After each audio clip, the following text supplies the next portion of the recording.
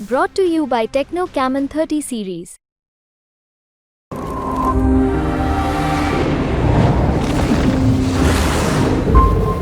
Bhiwani seat में अगर कांग्रेस आगे दिख रही है आज की तारीख में, तो वो केवल जाट वोट के बतौर नहीं आ सकती। आपको बाकी वोट चाहिए ही चाहिए। राव इंद्रजीत की सीट फंसी है। मैं नहीं कह रहा कि वो हार रहे हैं, चुनाव हो चुका है, तो मैं कोई ऐसी बात करना नहीं चाहता, लेकिन वो सीट फंसी है, संघर्ष हुआ है वहां। फरीदाबाद जैसी सीट जहां मतलब कोई मानने को तैयार नहीं होगा कि फरीदाबाद हार सकती है बीजेपी।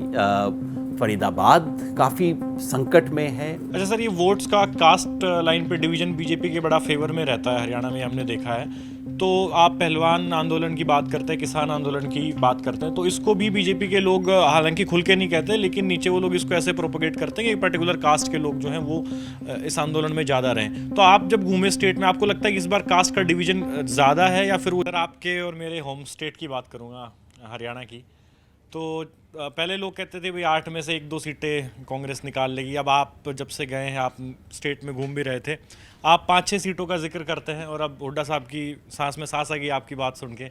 तो क्या लग रहा है आपको हरियाणा का? देख भाई, आप बिल्कुल सही कह रहे हो। जब चुनाव शुरू हुआ तो मैं तो कह रहा था कि रोहतक और सोनीपत 2 सीट आ जाएं, बाकी के अंदर 1-2 में लड़ाई हो जाएगी। ये इतना ही मेरे को दिखाई दे रहा था, क्योंकि कांग्रेस का काफ़ी एक तरफा, बीजेपी का काफ़ी एक तरफा दबदबा रहा था। लेकिन जैसे जैसे ये चुनाव बढ़ा, 2-3 चीज़ें हुई। एक तो ये जो किसान आंदोलन का दबा हुआ असर था वो सामने आने लगा। किसानों का गुस्सा, जगह जगह पे किसानों द्वारा रोकना, बीजेपी के लोगों को रोकना वैसे अच्छी बात नहीं है, लेकिन लोग रोक रहे थे गांव के अंदर, उन खबरों का फैलना। दूसरा, ये जो खट्टर जी को चुनाव से एकदम पहले हटाना, इसका मैसेज सही नहीं गया। भाई, आप सरकार चला रहे हो, सेकंड टर्म चला रहे हो, 9 साल के बाद आप मुख्यमंत्री हटा के समझते हो कि 2 महीने के बाद आप जनता के बीच में जाओगे और उनका वोट ले लोगे। आप खुद ही मान रहे हो कि आपने 9 साल अच्छी सरकार नहीं चलाई अगर आप मुख्यमंत्री हटा देते हो। फिर उसके बाद उप मुख्यमंत्री आपका भाग गया, एमएलए आपके छोड़ने की तैयारी कर रहे हैं, लोकल लेवल पे लोग छोड़ छोड़ के कांग्रेस में भाग रहे हैं। तो ये इंप्रेशन गया कि ये तो गई। और माहौल आ रहा है हरियाणा में विधानसभा चुनाव का। एक तरह से हरियाणा का लोकसभा चुनाव तो विधानसभा की तैयारी है, रिहर्सल चल रही है वहाँ।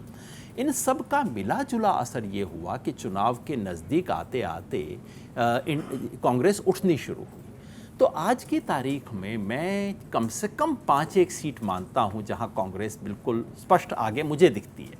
1-1 सीट का वैसे मूल्यांकन नहीं है। देखिए, सिरसा हुआ, रोहतक हुआ, सोनीपत हुआ, भिवानी हुआ और कुरुक्षेत्र, इन सब में एक जनरल मान्यता अब ये लग रही है कि कांग्रेस यहाँ तो आगे आ रही है। फरीदाबाद जैसी सीट जहाँ मतलब कोई मानने को तैयार नहीं होगा कि फरीदाबाद हार सकती है बीजेपी। फरीदाबाद काफ़ी संकट में है। साथ में आप हिसार पहले बहुत बेहतर लग रही थी, आखिर तक आते आते थोड़ा कमज़ोर हुई। लेकिन इन सब सीटों को, और मैं कहूँगा जो बच गई सीटें, गुड़गांव, करनाल जैसी सीटें, अंबाला, लड़ाई वहाँ पे भी हुई है। जिसका मतलब है कि बीजेपी जो लगभग 30% के मार्जिन से शुरू किया था इलेक्शन, पिछली बार ना कांग्रेस को 30% के करीब था, उनका 60% के करीब वोट था, वहाँ से यहाँ तक आने का मतलब है कि ये तो भूकंप आ चुका है।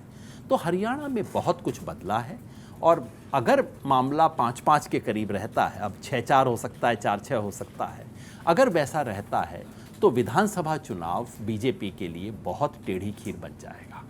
अच्छा सर, ये वोट्स का कास्ट लाइन पे डिवीजन बीजेपी के बड़ा फेवर में रहता है, हरियाणा में हमने देखा है।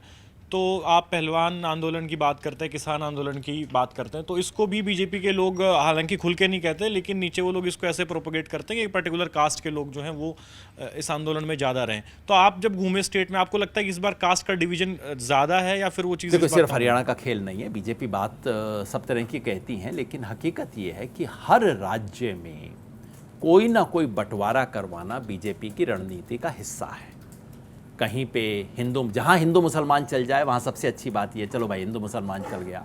अब सब जगह बेचारों का हिंदू मुसलमान नहीं चलता, तो फिर कहीं पे जाट और गैर जाट, कहीं पे कन्वर्टेड आदिवासी और गैर कन्वर्टेड आदिवासी, कहीं कुकी और मितई, मतलब कुछ, कहीं हिंदू और सिख, कहीं सिख और मतलब कहीं मराठा, और ये हर जगह याद रखिए, इस देश में सबसे ज़्यादा सोशल डिवीज़न करवाने वाली पार्टी, बंटवारे की पार्टी, फूट डालो और राज करो की पार्टी बीजेपी है। एक तो बात उसको मैं दोहराना चाहता था।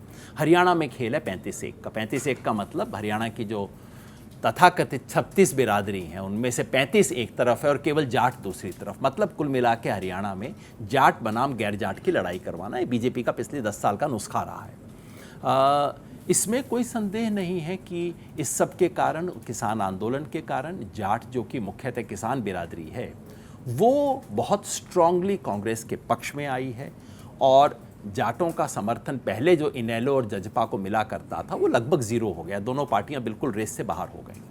लेकिन इसका मतलब ये नहीं है कि बाकियों का सपोर्ट नहीं मिला।